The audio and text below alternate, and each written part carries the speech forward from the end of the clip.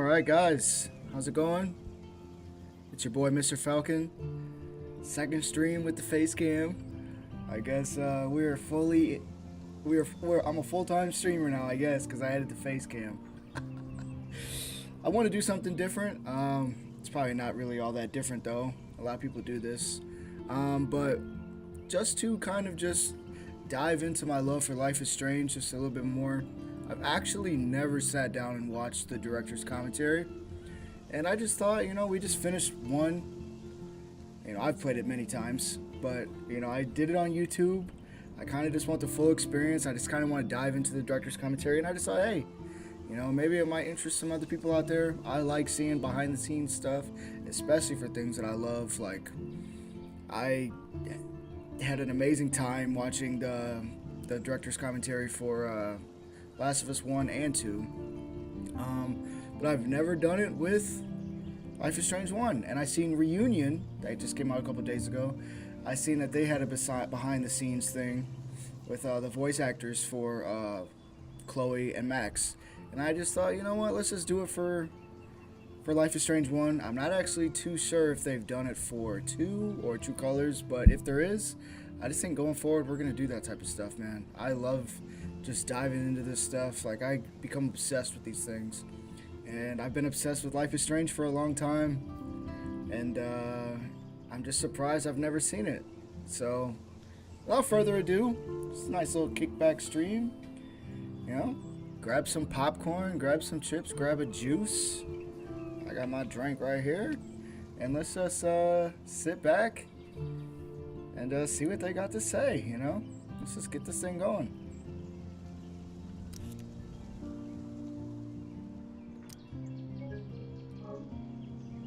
Tell you what, I definitely downloaded it. Let's see.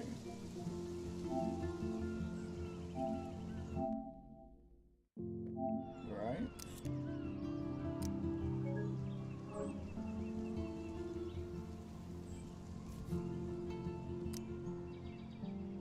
They take it off?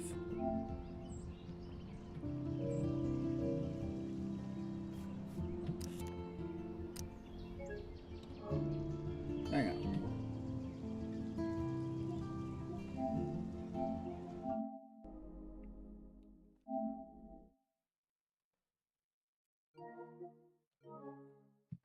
This is pretty embarrassing. Did they take it off of YouTube? Oh, not YouTube, but did they take it off Life is Strange? Huh. Let's see. If not, then I guess never mind, But, yeah,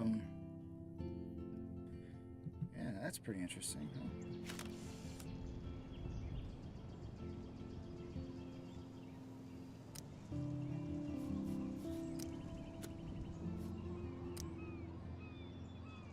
There we go. Alright, there we go.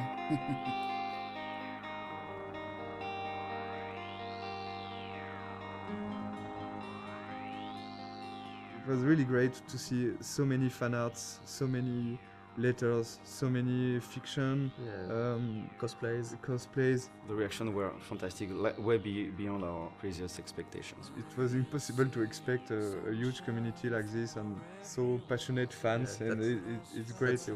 Thank you. Yeah. We started the project by making the game we wanted to make for ourselves, but at the end it's really making a game for the players, because that's what's important. Drop a like if you guys like these behind the scenes so welcome to documentaries and the stuff. dev commentary of Life is Strange. We're really happy to be there and talk about the game. Thank you for watching. Thanks. I'm Raoul Barbet, one of the co-game director of the game. And I'm Michel Kor, the other co-game director of the game. We are two game directors working on one project, so it's really interesting to work that way. It can be hard sometimes, but I think it's a really interesting creative process, because we can challenge each other on a lot of aspects and find out always the better solution for what's best for the game. If only Michel or Raoul was directing the game would have been really different. They both know how to make a game. Like they're not stuck in their field of expertise. They know a lot of things about each department, and they had this direct contact with the teams. I'm more from the audiovisual and movie scene, so I was in charge of all the cameras with the camera team. I work a lot with the sound design team also, with the music.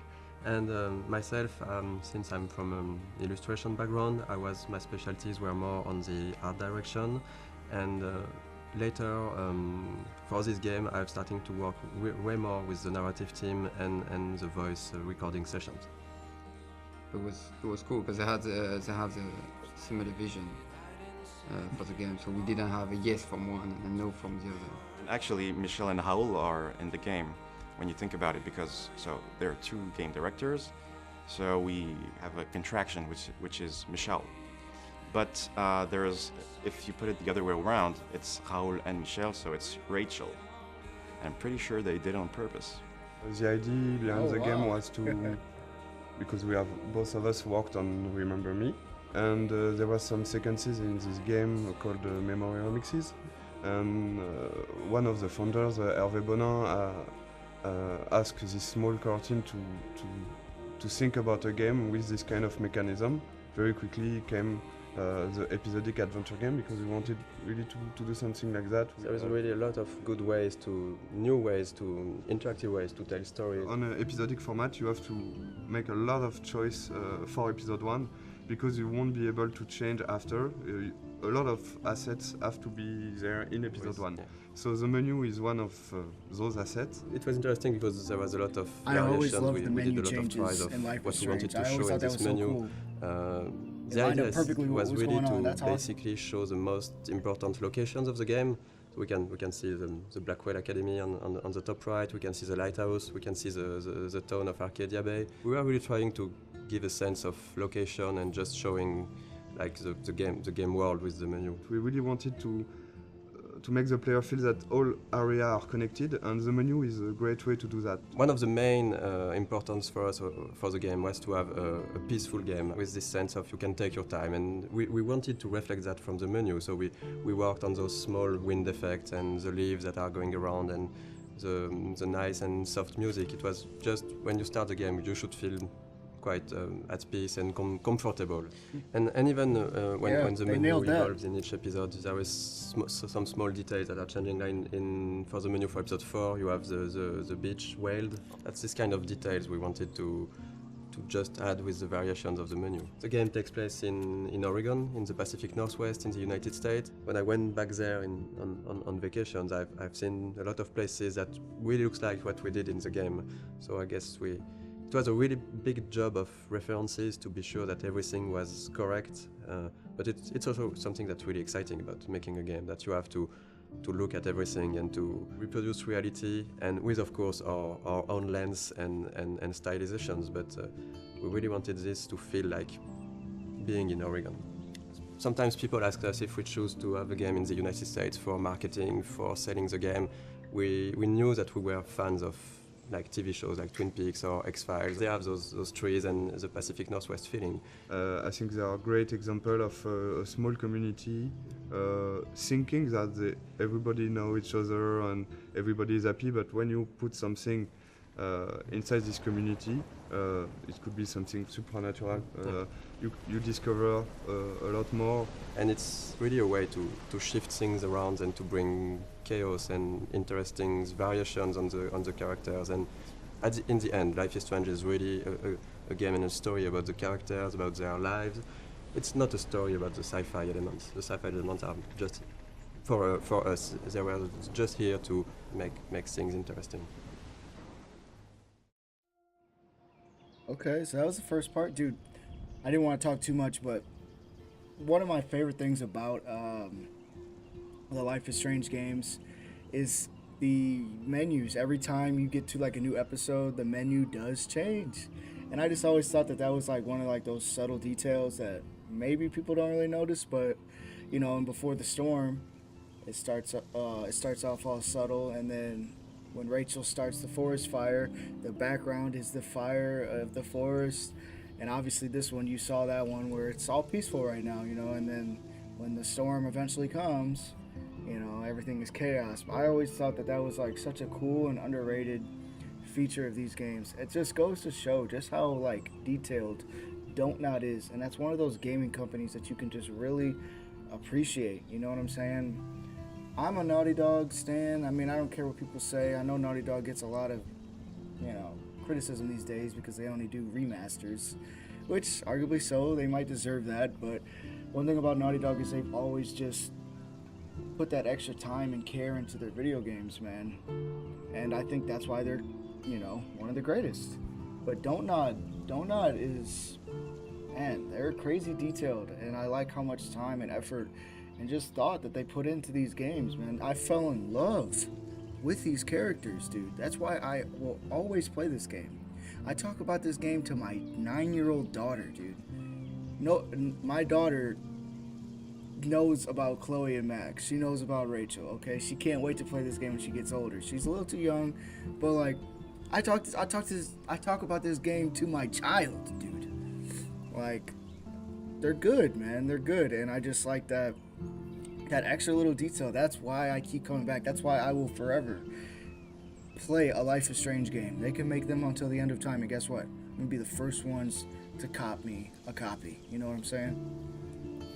All right, let's hop into part 2. Okay, so let's play the game and Yeah, let's play Life is Strange. So this is the very beginning of the game. I think this is one of the very difficult sequence of the beginning of the production because this is the first time the player will see what the game looks like and will be inside the story. So we got a lot of discussion about this one and a lot of discussion about the shots, how we are going to present Mac's character. The important, as this is a video game, is the player to know where he has to go and the objective of each scene.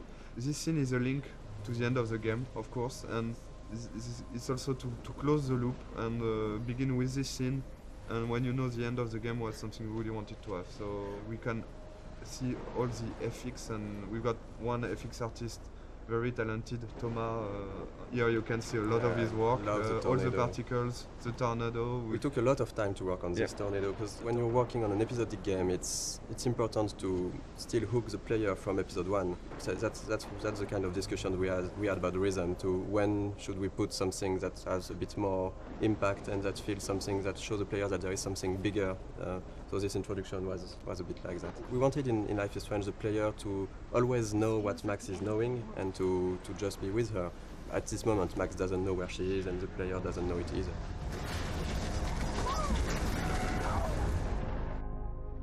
We're back to the high school, and which is one of the most important settings of the game, of course, the high school setting and the Blackwell Academy. High school is something where the player will feel comfortable because he knows it, but the transition from the cliff to there is the twist of having something really different, and that should hook the player to say, oh, it's not just a teen story, there is more to it. And then, of course, we can go much over than that and twist it and change the characters. But it was an interesting starting point creatively. This kind of introduction is really important because in one sequence with some shots you have to discover all the different characters, the main ones, so you will see of course Jefferson, Kate and Victoria. And it was quite hard to decide between not showing too much, to not break the idea of the game, to not be too big compared to what the game would be after. There is a lot of themes of big ideas on the game, and of course photography is one of it, because photography is still a way to look back to the past. It's linked to the theme of rewind and time manipulation and nostalgia, and that's one of the reasons why Max came back to Arcadia Bay to attend this photography class.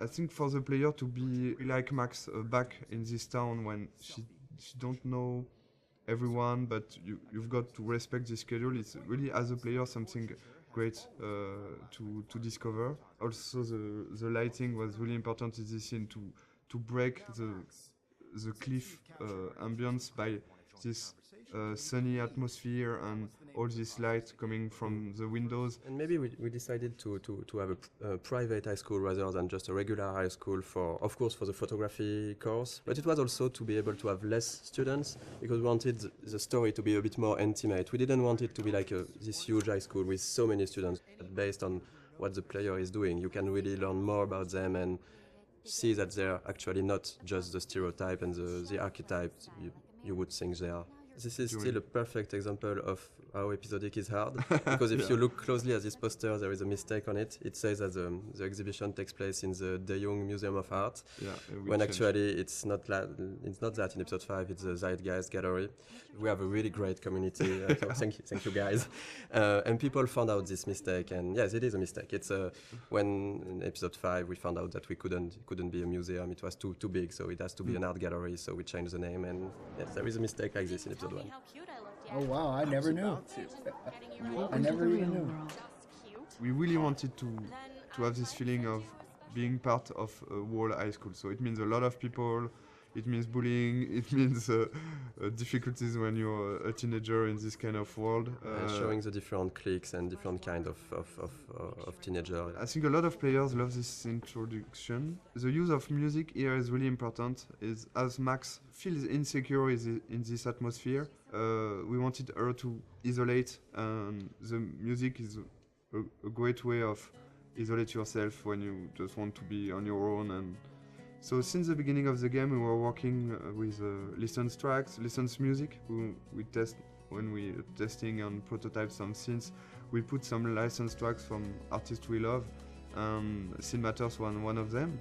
And when we asked Jonathan Morali, who is the lead of Sin Matters, if it's possible to use his music, he's a gamer, so it was really happy to have this new experience, and for us it's just incredible to work with him.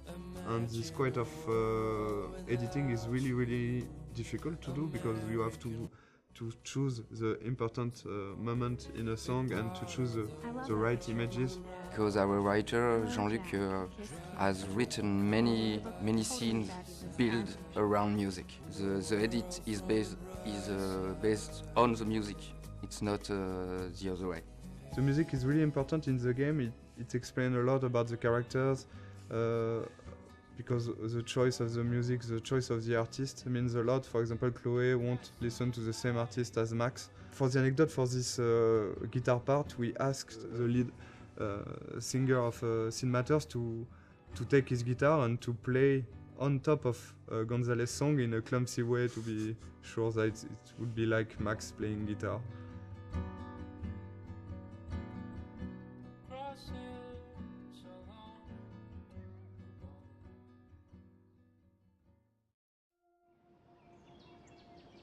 Yeah, I mean, I love the Life is Strange music. I actually made a meme on my channel. If you guys love Life is Strange, man, I definitely consider subscribing. I'm always posting some Life is Strange content on there. And I made a meme the other day, you know, pertaining to the Life is Strange music and for how good it is, rightfully so. But yeah, I'm trying to like give you guys my thoughts after each segment that we watch here.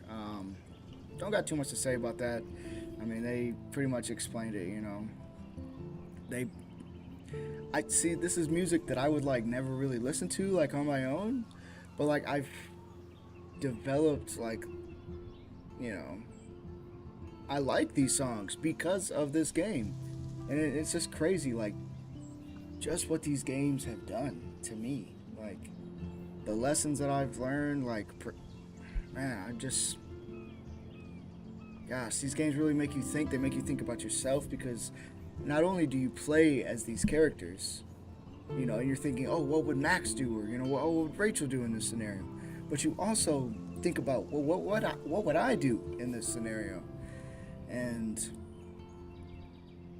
they make you fall in love with the characters. They make you fall in love with the music, okay? Don't Nod, shout out. Let me just give Don't Nod their praise, okay? Alright, we're on part 3, intentions. Okay, so the objective of this scene was to go into the bathroom. I think you can hear the great sound work. Sebastian, the audio lead, has worked a lot on this kind of effects. When you take out your earplug, you can hear more the ambience. And this kind of art is done by our main concept artist. We got like 4 concept artists working on the game, with Edouard who has made a lot of artwork. He was the and one concept artist. So basically, in the beginning, we do a lot of documentation, like we do a lot of research. From all those pictures we can find on the internet, every room, every character needs to tell you a story, who they are, what they do. And just for following the scene, even for the mood when it's still the rhythm of the game. So we wanted this scene in the bathroom to have a really cold and harsher and more contrasty lighting, to be different from the soft and warm lighting from the art class before. Seeing this scene, there was here one of the mistakes we have done with the game. For example, when Max is tearing apart the Polaroid. In fact, I don't know if you have tried to tear apart a Polaroid, but it's quite impossible. Yeah, you can. We tried it. You can't do it. It's too strong. It's plastic, it's and it's impossible to tear it like she does. But of course, there is a lot of symbolic behind this, and so we decided to keep it, even if it's non-realistic. Maybe it's a bad Polaroid quality, and we can do it. So you can see the butterfly coming in from the window. Of course, there's a lot of symbol behind this. The butterfly, of course, with all the butterfly effects thing, and the fact that Chloe has got some butterflies on her tattoo, and the color of her hair based on the color of the butterfly. Really something we wanted to. Here the blue butterfly is really, really important, and of course at the end of the game it's much more important. One of the fans' favorite, and of course a character we really love, Chloe. She's one of the most important characters, because at the end the choice is about her. It was really important to create this character the best way possible, so the player would learn to care more and more about her. But we really wanted her to be not that nice at the beginning, so when she's evolving during the different episodes, and she's getting nicer to Max, people would care even more about her because she changed, and she likes the fact that she changed. If she was the nicest person from the beginning, it wouldn't be, I think, as effective that her going forward and changing toward Max. Sometimes some players hated Chloe during the first episode, and I think it's not a bad thing, because you can dislike a lot of things about her personality, and after in episode 3, and of course at the beginning of episode 4, there was really something more to this character, and I think it's like having in real life with a friend. There is always some things you don't like, and the relation between Max and Chloe talk about that, and I think it's really interesting to see how the player will learn to like more and more Chloe. And I think it's one of the biggest challenge of the writing process, because we have 5 episodes, we have a limited amount of time, and we need to find the good beats and the good pacing to make those characters evolve. It's a really intimate story, and it's mostly just centered on just emotional moments. All of the major choices that you make in the game are emotional. The heart of it is the relationship between Max and Chloe. It gets really dark, and things get really hard for Chloe and really emotional. In the game, one of our goals was also to be able to talk about real-life issues, about some social themes and difficult themes that can be experienced in real life. I mean, it's different to other games where there are bigger issues like situation of life or death or war or stuff like that. And in this game, we wanted really to focus on more human issues on a smaller level. The mood of the game and the themes of the game. It's the themes that we tackle in the game are not something that you see often in other games. We try to be mature about it. We try not to force it onto players, and we try not to be too brutal about it. We have issues like domestic violence, family issues. So talk about drugs, alcoholism, And depression. It's really part of a reality, and I think it was really important for us to not avoid that. And I think it's a great video game is also a great media to talk about that, because as a player you will be involved maybe more than just looking at a movie or reading a book. You will be really part and actor of this experience. We were not sure that Square Enix, the publisher, would approve all the themes, the intense scenes we have, and how we deal with them. And really early in the discussions, we were relieved to see that they didn't want to change anything. They just wanted to make sure that we deal properly with the scenes or themes, and this is exactly what were our intentions. So. It's again a key scene for episode 1. It's the first time you see Nathan and Chloe. First scene with the character is really, really important.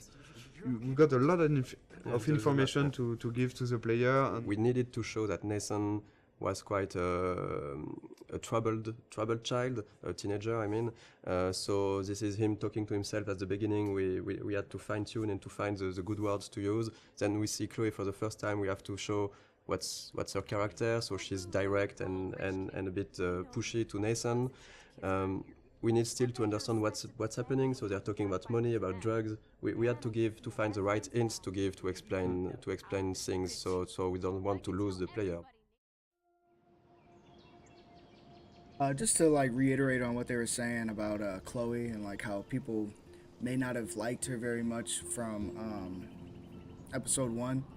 I mean, I guess so, because there's really not a lot known about her. This came out before the Storm, which is a prequel to Life is Strange 1, and it's all about Chloe. You know, Max moves away at the end of the episode Farewell, which is in chronological order the very first episode in Life is Strange ever.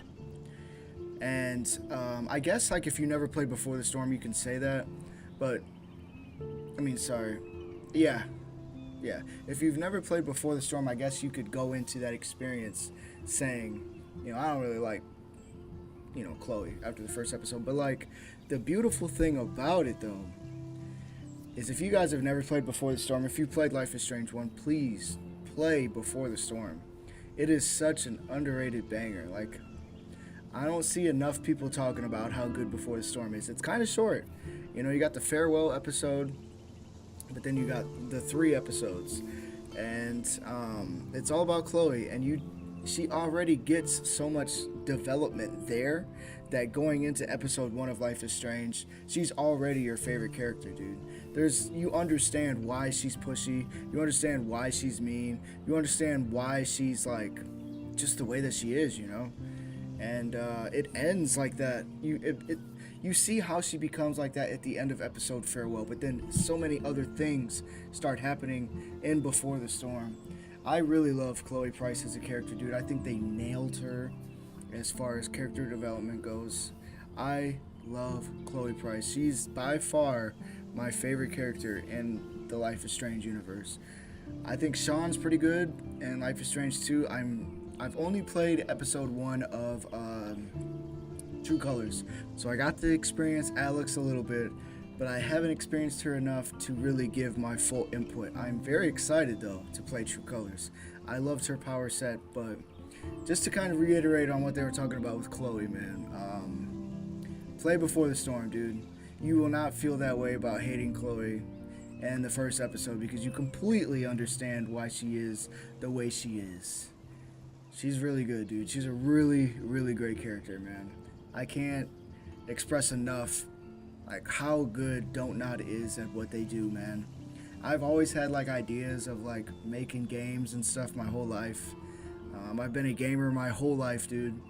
But I'm actually writing a novel. I won't give in too much about it, but like character development is like the most important thing. You want the audience, you want the person who's experiencing your creation to love the character, and they nailed it every time. Max, you know, Max is a great character. I love Max, dude, but they knocked it out the park with Chloe, dude. Chloe is my goat, okay? Chloe's my goat. She's the goat. The goat. Sorry about that. Just make sure we're all on the same page. Chloe Price is my goat. Alright, segment 4. Nathan Prescott is a punk ass who begs like a little girl and talks to himself. You don't know who the fuck I am or who you're messing around with. Where'd you get that? What are you doing? Come on, put that thing down! Don't ever tell me what to do. I'm so sick of people trying to control me!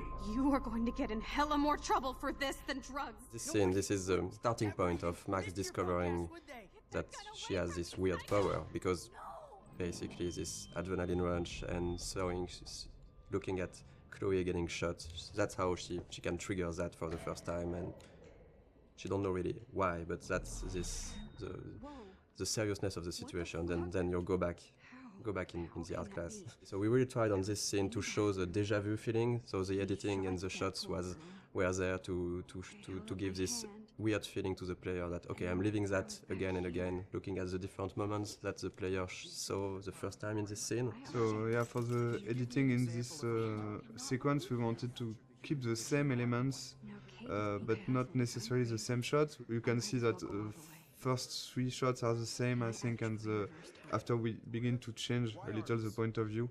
So you understand that there are the same events going on, but just seeing from a different point of view. And I think, to be perfectly honest, we don't have a good explanation for why she's going back to the art class, because we needed it. I've got one, but I will never tell you. I don't think it's a mistake, because we also needed to explain to the player so the player can learn how things are working, and it's quite hard to do. So we took this freedom to have Max go back to the art class, which, even if it's a bit contradictory with how her power works after that. We are using this to explore more of Max's personality, of the characters, and because that's the way we created the character. Max, as we've seen that with what she's thinking. She has a lot of insecurity. She has issues to go forward in her life, to take decisions, and now she has this ability to not going forward, but going even backward. So it's an interesting storytelling device to question with her character and with the player, of course, to question choice and consequences, to question fate, to question really interesting issues. I think Max would never have changed as much as here in our story without this power and without this sci-fi element. So it puts the player in a very interesting position, because she will ask himself why he's doing some interaction. He can undo the interaction and try something else, but also Max, by doing this, will ask herself, am I doing the right decision? Is it the good choice or not? So we deconstruct the mechanism of classic adventure game just by adding this power and the fact that you can undo things and try another things. Of course, in most games, you can do it with quick save, quick load, but it's like you said, it's only the player who do that, and that's one of the main themes of the games. That if I had the power to rewind and to change things, should I do it? Because sometimes it can be really seen as lying, as if I say a lot of things that you don't like, and if I go back in time and don't say them to try to, so you're not angry at me, it's a bit tricking. So we are really asking those questions, and in the beginning of the game, we are letting the player and Max do it a lot. She's getting to make a lot of friends with this rewind. But later in the game, and especially in episode 5, we are really questioning this to see maybe it wasn't the right thing. Maybe what you did to try to lie to people with your power, was it really good? And that's something that can be interesting for the story, but also to ask the player at a moment. I think this is what we wanted to do also with this game, to show that it's difficult to make the choice, and it's even more difficult to live with it, but you have to learn to do that. And even if you could hesitate a lot, there is no perfect way to do things. Okay, if I'm crazy, I might as well go all the way. Can I actually reverse time?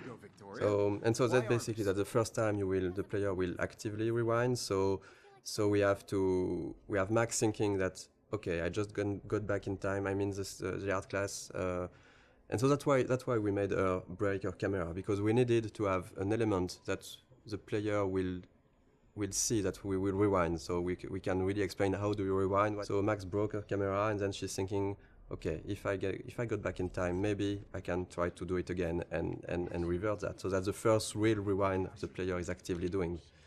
It's okay. We don't really want the players to use the rewind all the time. But since it's important in the beginning of the game to really show the player the tools he have, and it was important for us to have this in this scene, to have a lot of use of the rewind, so he can really, okay, I know how it is now, and now I decide if I use it or not.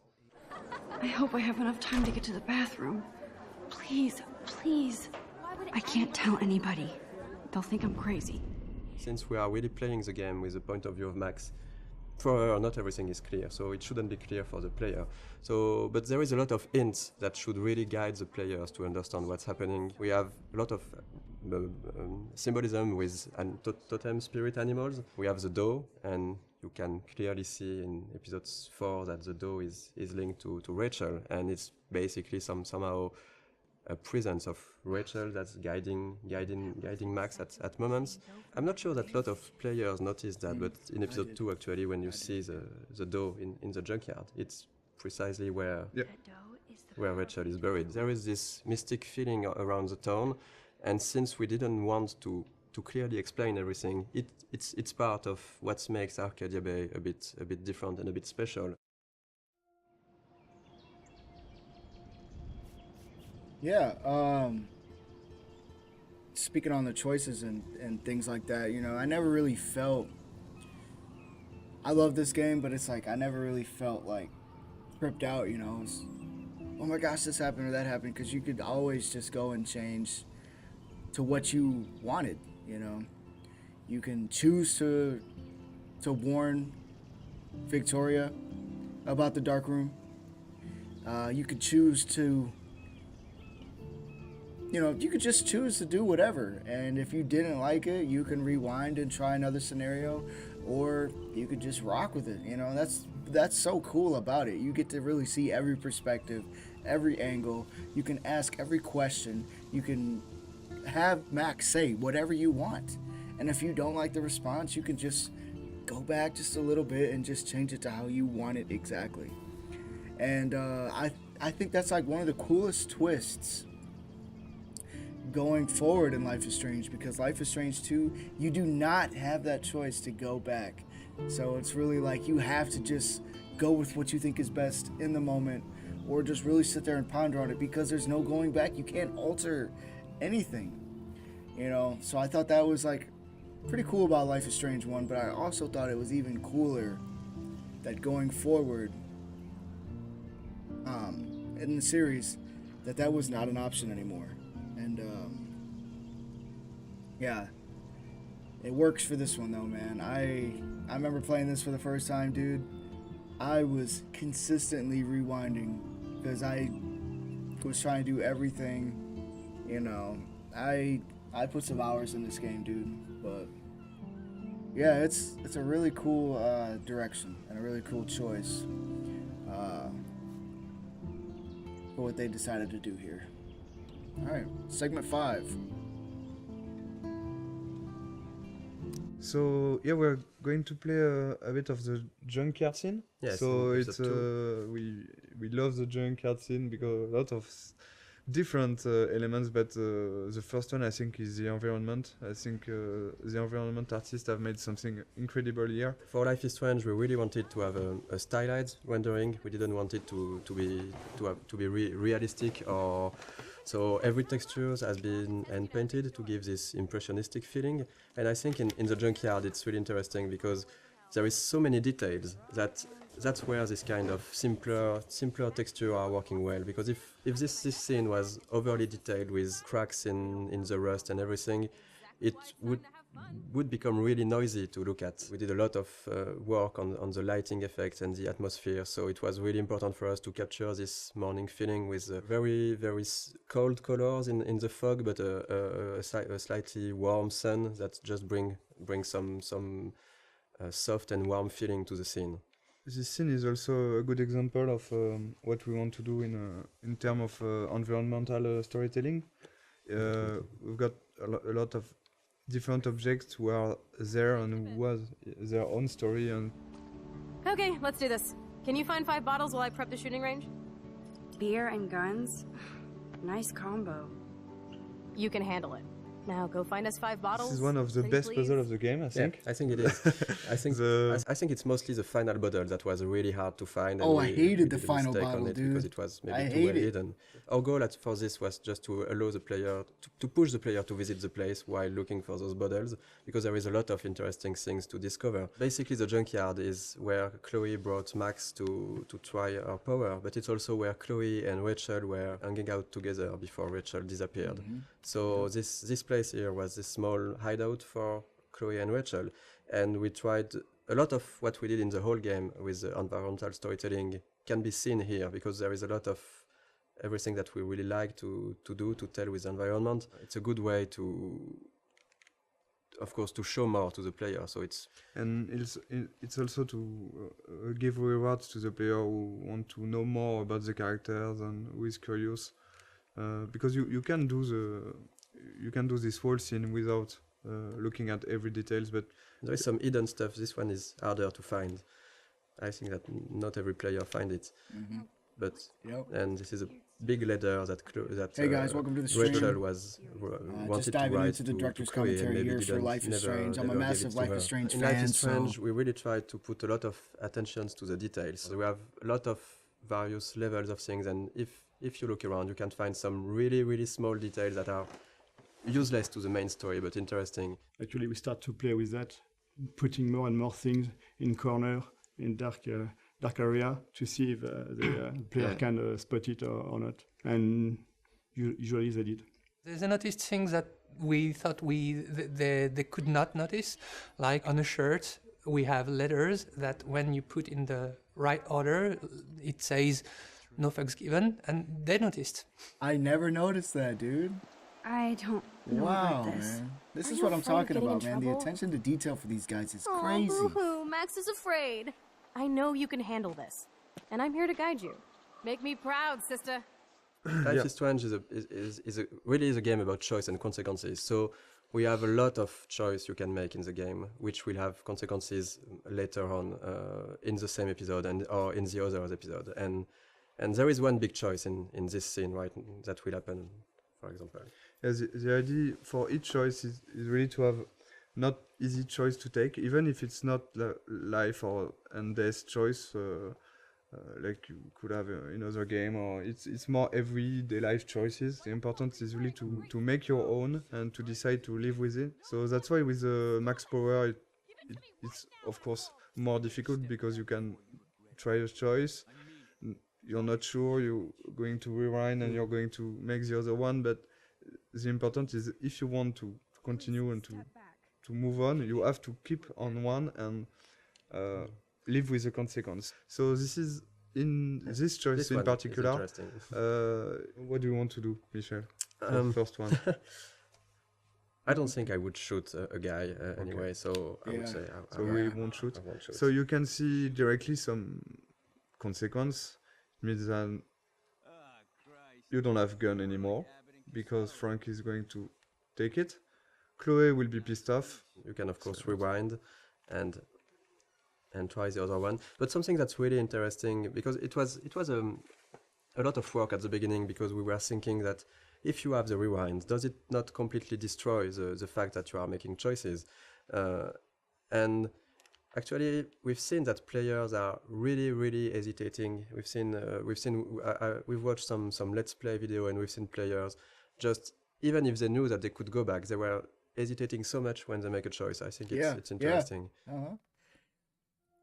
And I gotta say, like, just to kind of comment on what they were saying about, like, the world, man, I think that's one of, like, my favorite things about these games is the fact that you can just look at everything and you get input from Max, or you get input from Chloe.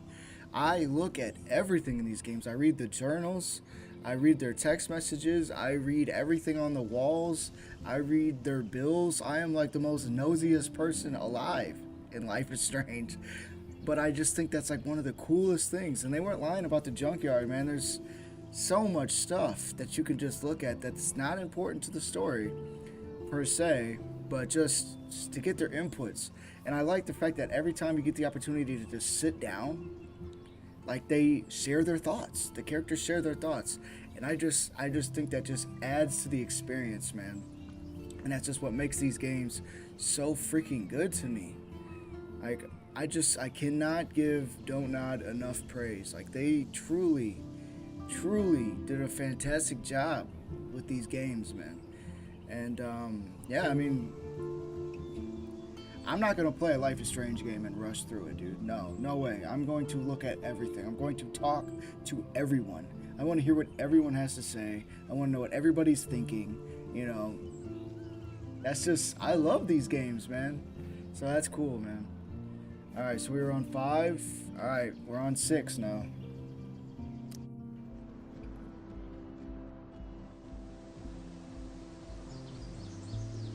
Here will be out of the campus for the first time for the Yes. player. So this is the first time the player will be able to use his power when he wants. He can do before, but there was no so many interaction and puzzles. Here there was we really wanted to have a lot of different things to do, talk with people, use the power just to see fun stuff. But we use this kind of environment for the players who like to take their time and just to talk to characters, to look around. It really gives a sense of presence to Max, to the world. The important aspect of the game is really to give some rewards to the player who want to do that and to want to take his time.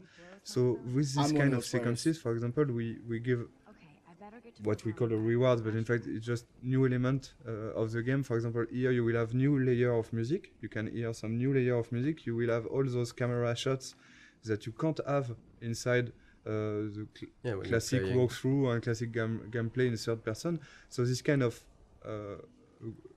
beautiful shots you have only because you have chosen to take your time and to sit on the fountain. So the music, the shots, and of course the voiceover of Max also at the beginning.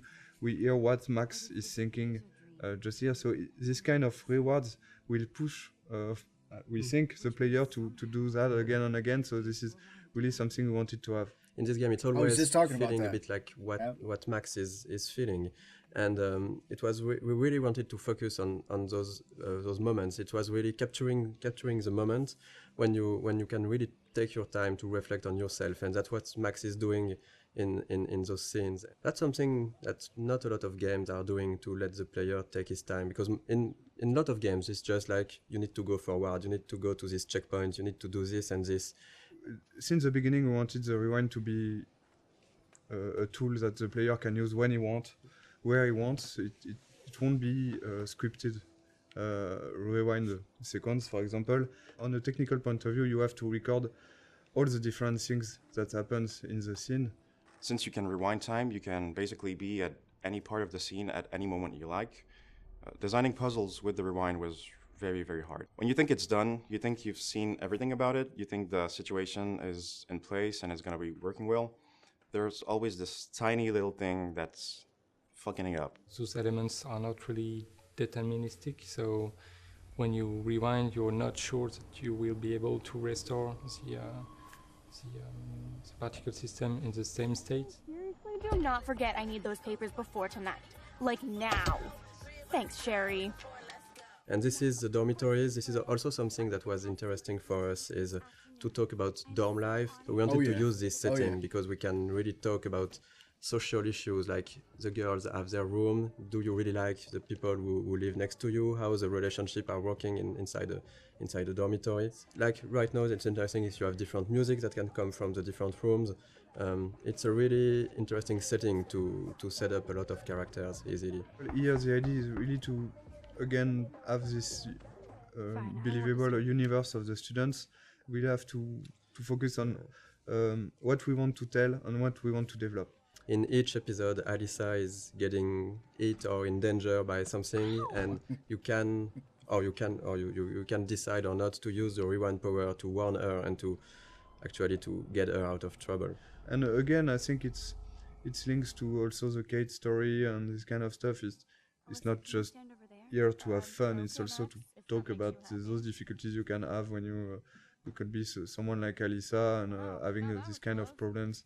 And it's always a way to find the little detail and little elements that will bring more to the characters, how we are defining them, without sometimes telling too much. So this is the same actress as Chloe. The two main actresses who are playing Max and Chloe did also the other students, and so I never knew that. There is some of Chloe inside each one of them. You can see Max and Chloe here. The body animation is done in motion capture on this project. We've done a lot of shooting in motion capture with French companies. the two main, so Max and Chloe, like for the voice actor, in fact, they are always played by the same actress, Serena and Gabrielle. So all the body language and the body animation you will see in the game are done by them. And so in each scene we discuss about the scene with them, and they add some. Both of them, they have given something to the character, even for Max, because Serena was a bit shy at the beginning of the project, and at the end of the project she was different, and we can see the evolution of Max inside her acting. So Who did you tell? The principal. But he didn't seem to believe me. The principal? Are you still 12? That drunk jackass only cares about cash for Blackwell Academy. Don't trust him. I didn't mention you at all. this is the first time we will really see the Max universe by discovering a room. So let's go inside.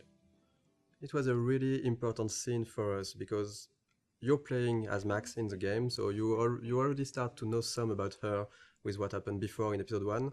But when you enter her room, it's really her universe. It's everything in this room should describe her, who she is, why she is like this, and speak a bit more about her past. There's quite a lot in this room, in fact, compared to the...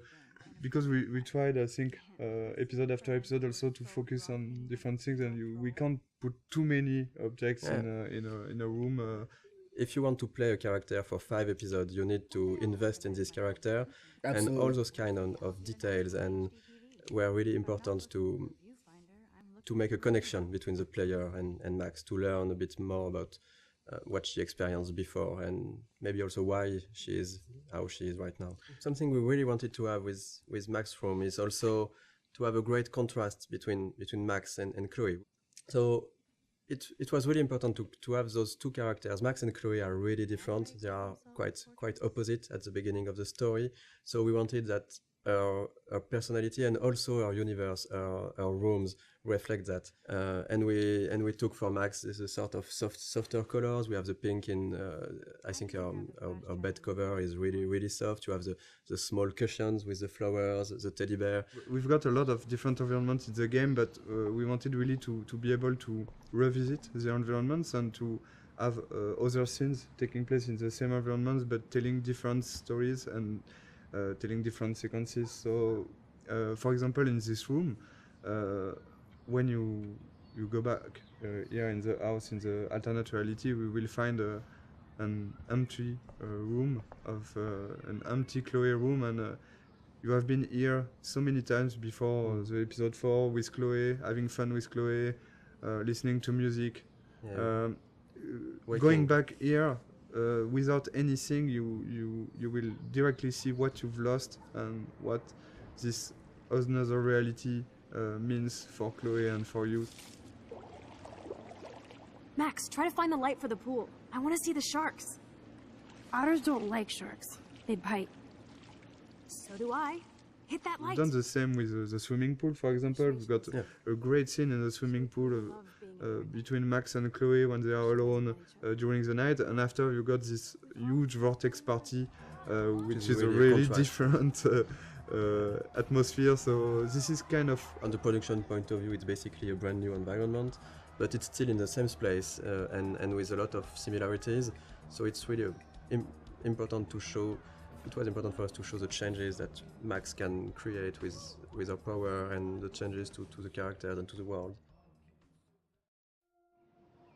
Hey, yeah, I mean, I literally spoke on what they were talking about as far as just like sitting there and each moment and just kind of just capturing the environment around you, or just hearing the characters' thoughts and things like that, you know. Yeah, man. I don't got too much to say right here. They kind of, you know, elaborated on what I was thinking, so. Alright. Segment 7. If you guys are liking this, or if you're watching in the future, just give this stream a thumbs up. You know, it just helps with the algorithm, things like that. I'm smaller channel on YouTube right now, and I'm really just kind of trying to build a bigger community, and I'm just trying to pull in my Life is Strange fans right now, because I want a community full of people who all love the same thing.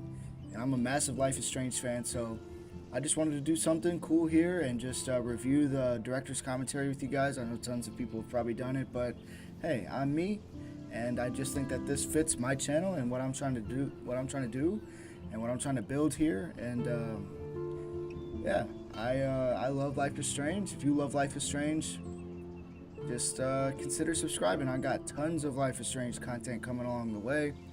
We're going to be playing them all in chronological order. I know I'm a little bit late. I know Reunion came out. But, you know, my channel was kind of dead for a while. I just wanted to bring it back, and I found some new life. And I just want to play the games that mean the most to me. And Life is Strange is definitely one of those series. So, yeah, guys. That's all I got to say. Number 7, social issues. Stop treating me and my mom like we're your family platoon! Hey! Leave Joyce out of this! I wish you'd leave Joyce! Like now! I hated that part. I hated it. Seeing this kind of family violence, and it's something you can have encountered as a player. I think we all know some people who got some difficulties, and you can have by yourself also. Here, the choice you're going to take will have consequences on the relation between Max and Chloe, but also on her father.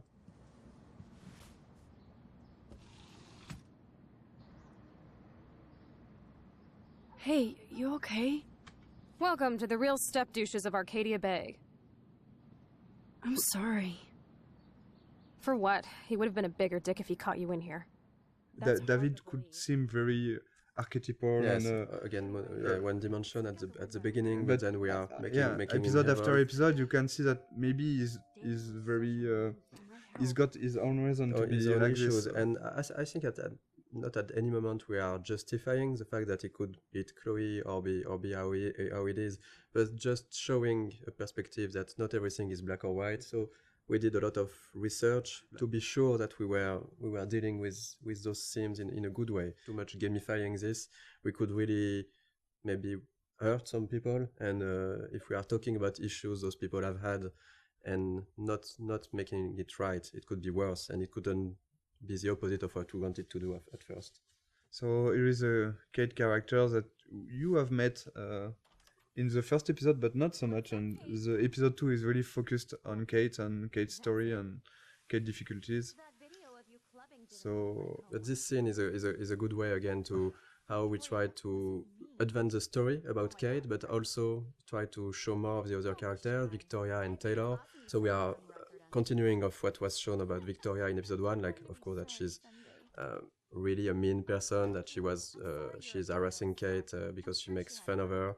And so this kind of scene, yes, is we are really trying to advance the story, bring out more of the characters, and of course there is great cameras on it. All over my face. Max Selfie thought she was a badass taking that picture. We wanted really to talk about all the cyberbullying, the fact that it's quite difficult for a teenager nowadays to be connected as everyone is now. I think everyone has got a phone, is connected always. We are using the text message a lot, and we are making fun with that. So we are really thinking about both sides of the social media. But on the other hand, you've got this dark aspect of internet, which could be really difficult to live. I think a lot of players could recognize some of them inside Kate, and we've received a lot of letters from players who say that helped us also to realize what they've been through. Yeah, we wanted to have this scene since the beginning. We are quite happy that we managed to keep it, and work with Square Enix was great for that. We managed to keep a lot of difficult scenes like this one. It's not only about talking about those themes, it's also to be sure that it's anchored inside our story. And here, of course, this experience and the Kate story will push Max to think about her power, to think about the consequences, to think about the relation with other characters. That's actually the one time in the game where Max's power fails her. So when you arrive on the roof, you are really by yourself. You have to talk Kate out of jumping. Yep. And this was also the second part of what we wanted to do with this theme, is to show that if you care to the people you like, you can help them, and that's basically what Max has to do at this moment, is really to care about Kate, to show her that she knows her, that she's her friend, and to really take out of jumping. I think that something that was interesting on writing all these scenes, and is even in episode 1, you know, Kate was written as somehow as some type of archetype. She's a bit religious. She's for abstinence. She has this basically pro-life ideas. So maybe some of the players could think that she's boring character, but the way we evolved her and write her in the other episode, we really wanted to show that even if you go past the first appearance of someone, that's something that you might feel not interesting or different to you, you can find really good things and interesting things in each person. And I was really happy the way that the community reacted to Kate as a character. We didn't want to gamify this kind of scene. We still have to have rules for how the things, even if it needs to be really in the background and for the player to not to see those rules.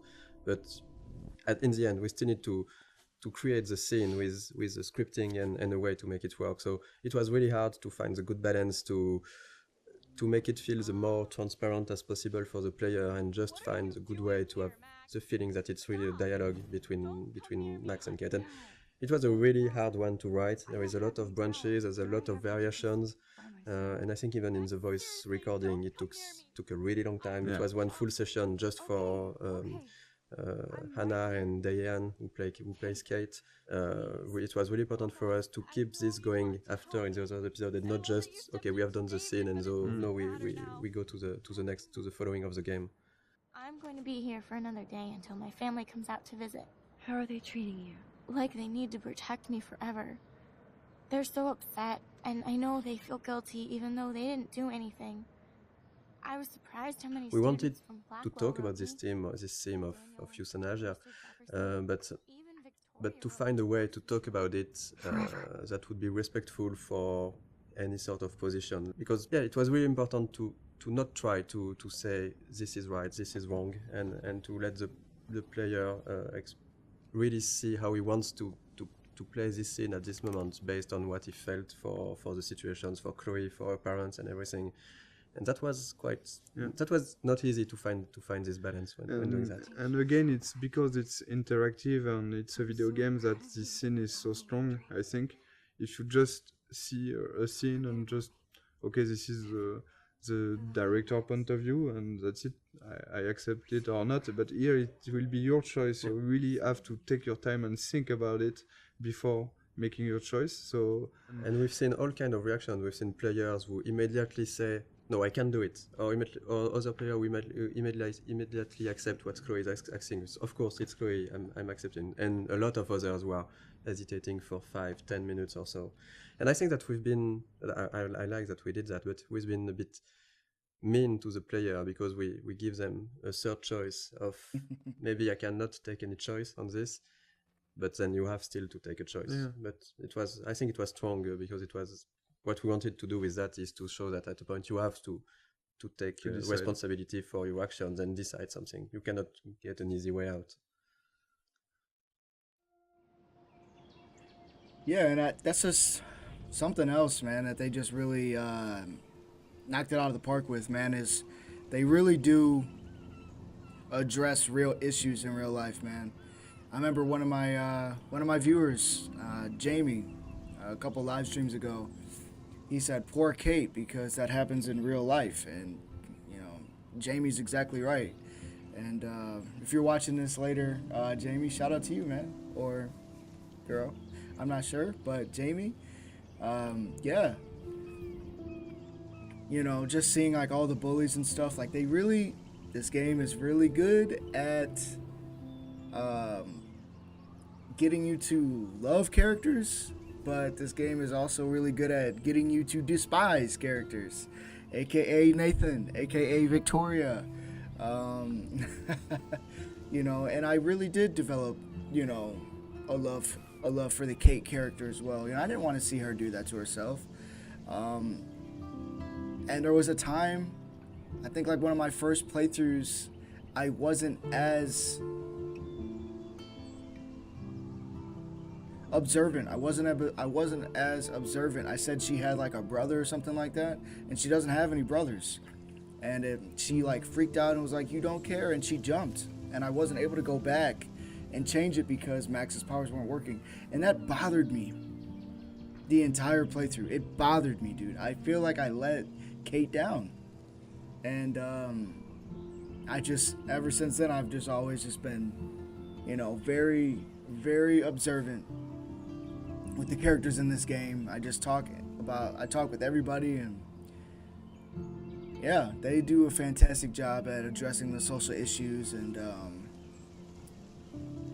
it's just another reason why this game is so good, man. It's sci-fi. You got real life issues with a person who can rewind time with powers. It's just like that perfect blend, you know what I'm saying? And like I said, it seems like after every segment I'm giving Don't Nod their praise, you know, but they really did do a fantastic job with this game, with this series in general. A lot of people hate Life is Strange 2 because they say, oh, it's too political. But you know what? This is real life stuff, you know?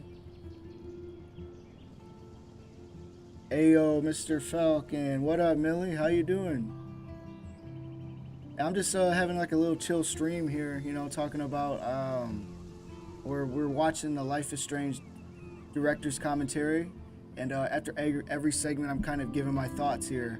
And we just got done watching part 7, social issues, about like the bullies and how Kate wanted to unalive herself. And I was talking about one of those parts, one of my walkthroughs where I actually didn't save her and I couldn't go back in time. And I was talking about how much that bothered me. You know what I'm saying?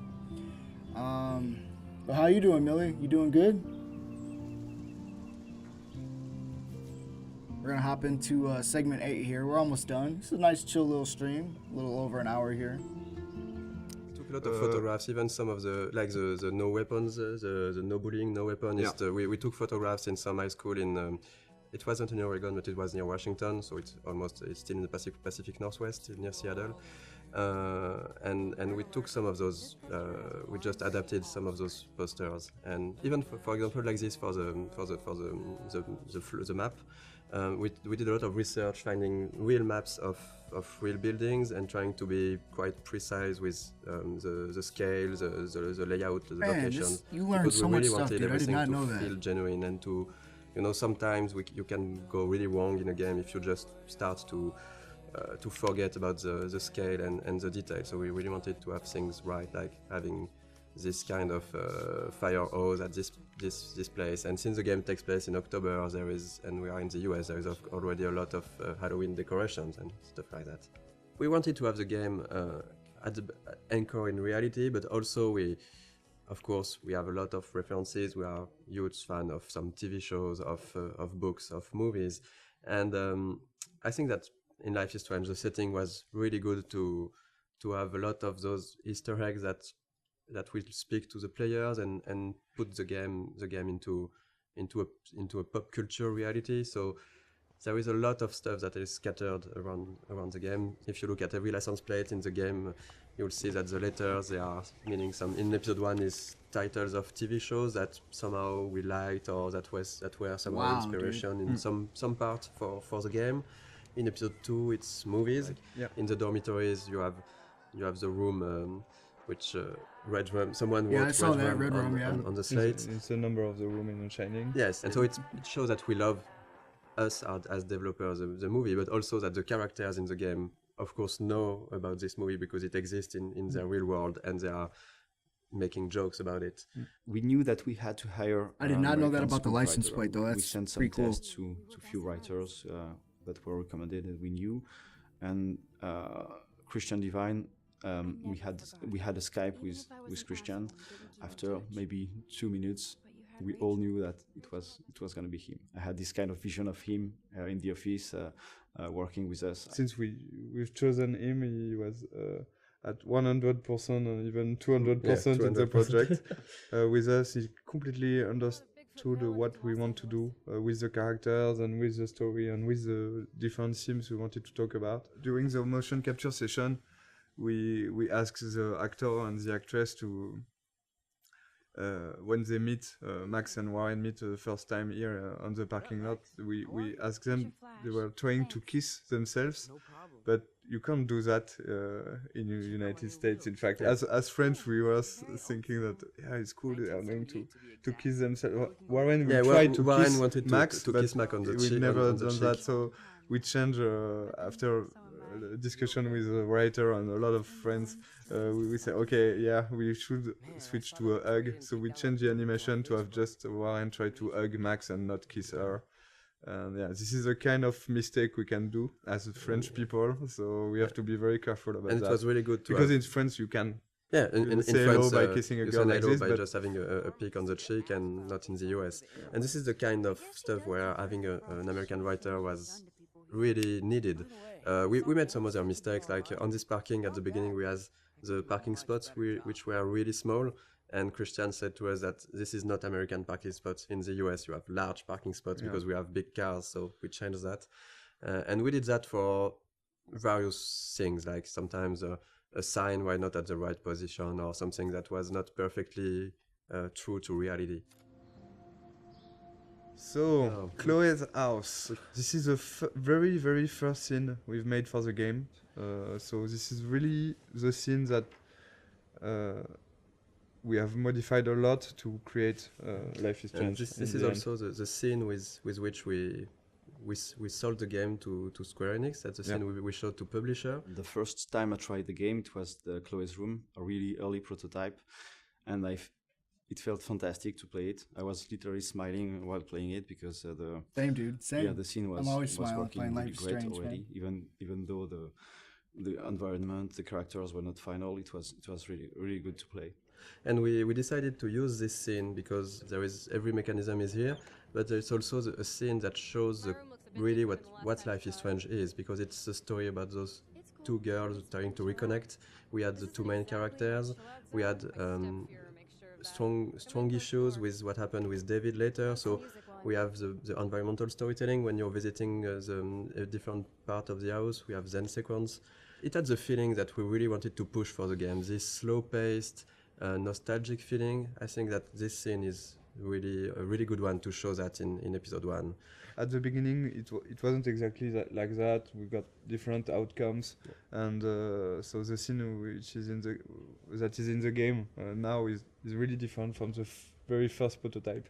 At the very beginning, it was only the arguing with David we have done in motion capture, and I've played with Jean-Luc. So Jean-Luc, you were doing Chloe. Yeah, I was playing Chloe, and Jean-Luc was playing. No, I was playing David. And Jean-Luc is a great writer who has written the original story. So we have played all together because we didn't want to.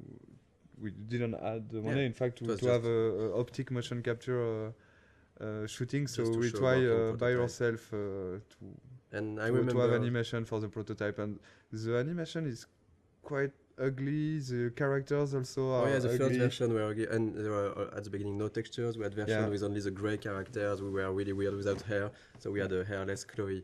And I think Max is quite frightening. The smoke and all the FX elements, they are made following the same idea as non-realistic, but like it looks like undrawn smoke a little. But it's really, really beautiful, and our FX artist has made a lot of FX like this. We can see also the wind outside. The wind effect are really beautiful. And we tried to be as close as possible of the concept art. Like ideally the game, we wanted it to look like some sort of animated concept art. And I think it's really the 3D environment artist and the concept artist, they did a really great job on that, because if you look at the concept art for this room and the 3D final scene, it's quite pretty close. We have those low detail textures, but this feeling of light but it's a lot of details that we tried everywhere. Even if the lighting, if you look just at the light on the drawer, even on the light we have this small bending that gives the feeling that the light is hand painted. So we did a lot of work on everything, on lighting, visual effects, textures, to have this cohesive style. And sometimes the player might not completely notice it, but it still gives this cohesion to the game. Like for example, for the Chloe's house, how rich Chloe's parents are, so what kind of house they can afford. So this get painted. In concept art, we do like every room, or even the map, the floor map. In Max's rooms, there's a lot of photos on the wall, because she likes to take photos, and you get like the bands, poster of bands, which she like. You have to feel like who they are, and just by looking at the room.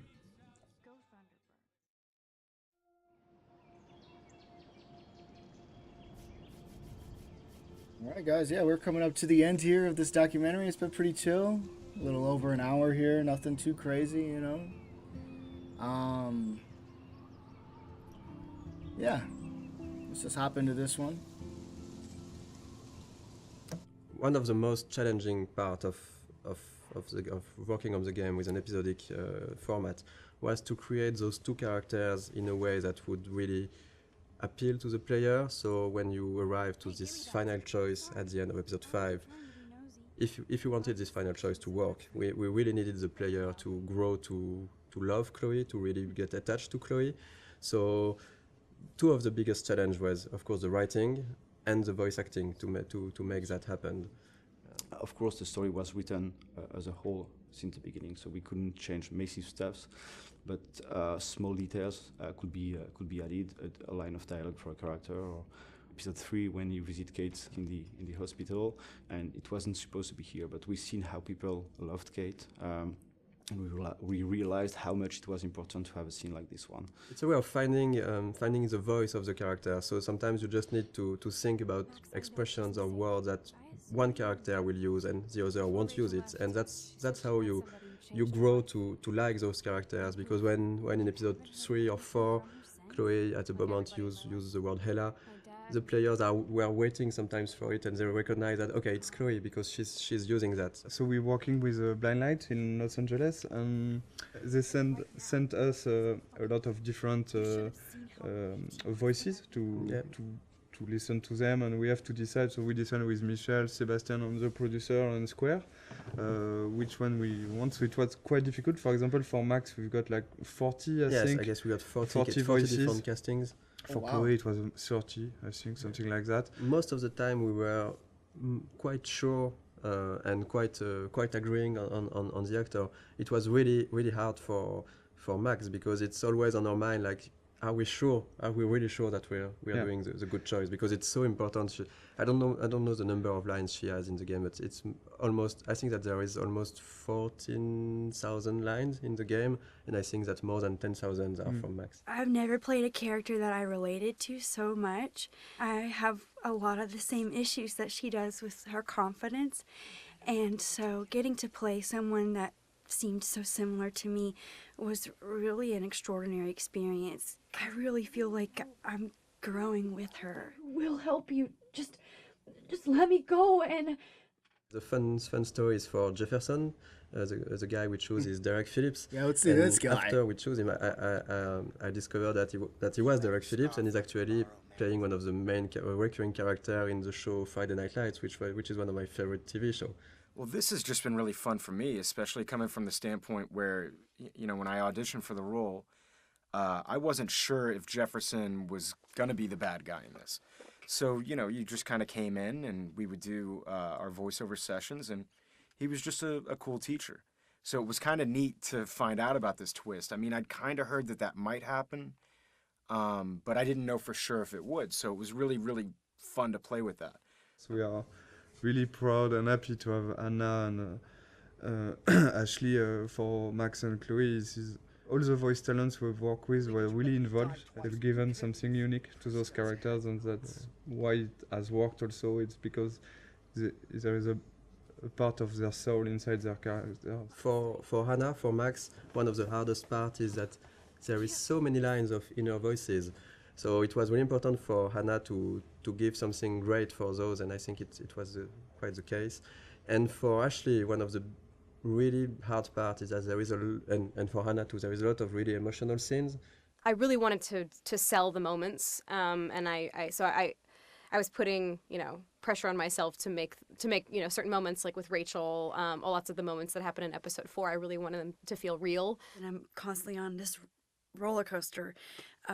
So I had to figure out how to harness those feelings so that I could use them to illustrate what Max is going through. I remember during the voice recording session, for example, for the scene where they are discovering Rachel's body, it was really hard, even just for myself, to listen to the scene, and they told me after that they were, both of them were really crying when they were recording this scene. We knew already how we wanted to end each episode, but after we take a lot of time to discuss about how and to think about the editing and the framing, the layout of each scene. The endings of each episode. That was something really important, of course, because it's an episodic game, so the ending is crucial if we want, of course, the player to enjoy the episode and to want to come back for the next episode. So I think we looked a lot at also what can be done in TV series, because with the episodic format we were kind of the same way. At the end of an episode, you want either to bring back some element of the story, so in order to hook the player, or we can use a cliffhanger.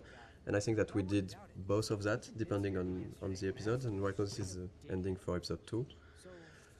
Here the episode 1 and episode 2 endings are not the same, but it's the idea behind was really to show all the characters of the games, all the main characters, and showing that there is maybe something more going on. Yeah. And in episode 1, for example, we even show some characters you haven't met already in episode 1, Joyce and Frank. And you will find them back here at the end of episode 2 in small scenes. And we really wanted those in episode 1 and 2, those ends to be like a wide description of all the characters and all what's going on, and also showing other aspects of each character. For example, seeing David on the with his head on the shoulder of Joyce, seeing Victoria and Nathan in Victoria's room, seeing the principal and Jefferson arguing. This is kind of small hints that maybe will push the player to want to see more. Because this is basically the only moments where we are seeing those characters when Max is not seeing them. Exactly. And so we can just bring a bit more. We are not telling too much. We are just bringing a bit more on those characters, a bit of sort of mystery. And this goes with the idea that everybody might be hiding something or might be a bit different. Like Victoria here we can see her crying when clearly this was not the way her character would behave before. And having Nathan going into her room, we don't know what's happening between the two of them, but it's still bringing a bit of mystery and interest for the characters, for the player.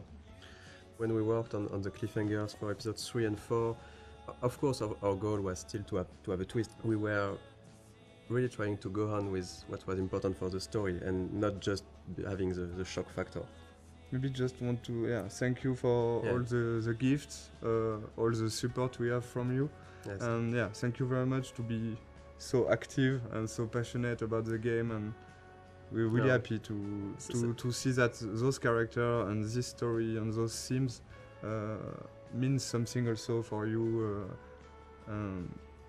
This is why we are doing games, so we're really happy, so thank you. Yeah, thank you so much. We really think that we have you are one of the best community we've seen for games. I'm going to cry, Michel. Yeah, and this community is really nice. I didn't see a lot of bad words. You know, sometimes in video games community it can go easily wrong, and it was really it's really pleasant to read and to read everything that the Life is Strange community has to say.